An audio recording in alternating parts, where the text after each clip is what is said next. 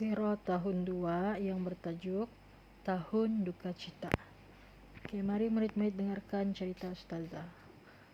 Tahun Duka Cita ialah tahun yang amat menyedihkan bagi Nabi Muhammad SAW. Pada tahun tersebut, baginda kehilangan 2 orang insan yang amat dikasihinya. Kedua-dua insan ini banyak berjasa kepada baginda. Mereka ialah bapa saudara baginda, iaitu Abu Talib, dan isteri baginda, iaitu Khadijah. Abu Talib sentiasa membela dan melindungi Nabi Muhammad SAW daripada ancaman orang-orang Quraisy. Beliau amat dihormati dan disegani oleh bangsa Arab.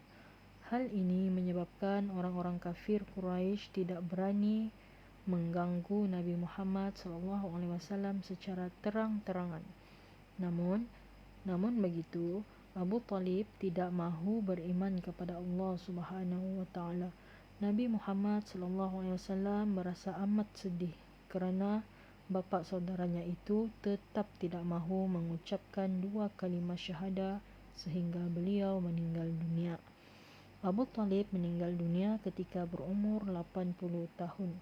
Setelah beliau meninggal dunia, orang kafir Quraisy semakin berani menghina, mencaci, mengganggu dan mengancam Nabi Muhammad SAW. Selepas pemergian Abu Talib buat selama-lamanya, isteri Nabi Muhammad SAW pula meninggal dunia pada tahun yang sama. Khadijah meninggal dunia pada bulan Ramadan tahun ke-10 kenabian Nabi Muhammad SAW. Beliau berumur 65 tahun. Selama hidupnya dengan Nabi Muhammad SAW, Khadijah isteri yang taat dan setia dengan baginda.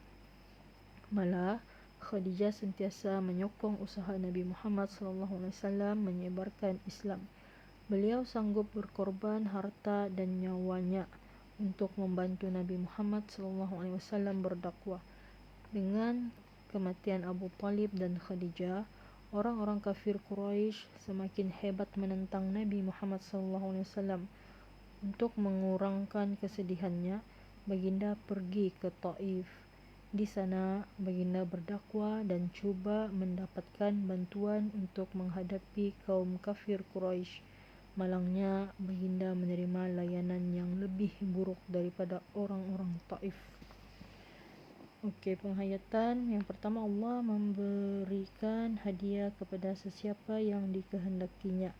Kedua, kita hendaklah bersabar ketika menghadapi kesusahan dan kesedihan.